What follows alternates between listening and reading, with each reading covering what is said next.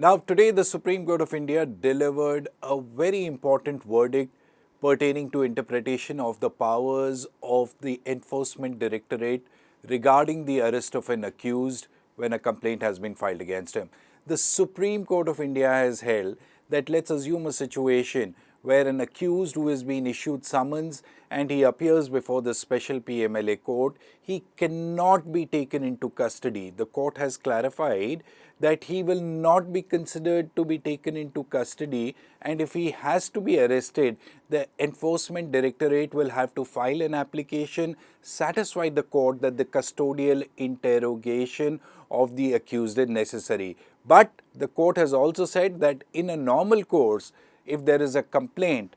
against an accused and if he is not arrested by the Enforcement Directorate during the investigation and the person appears before the court, he can be released on the furnishing of bonds.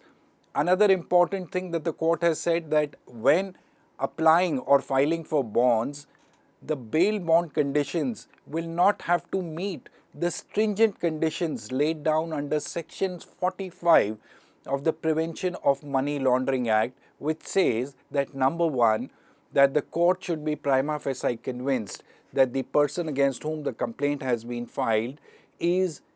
has not committed the crime, and second, without giving the prosecution a chance to oppose it. So the court is saying that these special conditions will not apply of Section 45 and will be governed by the CRPC procedure. And under the CRPC procedure, the Supreme Court, the court or the special court can ask the accused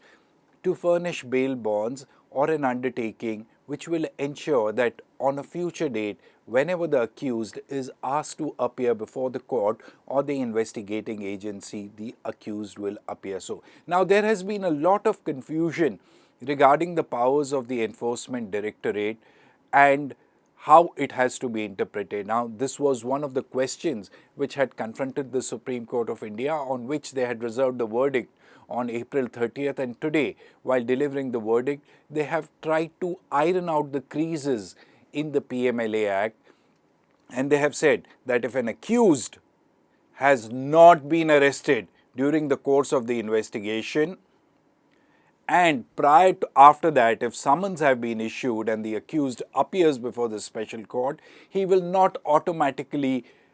be taken into custody by the Enforcement Directorate. The Enforcement Directorate will have to show that they need the custodial interrogation of the accused, and only on the permission of the special court can the accused be taken into custody.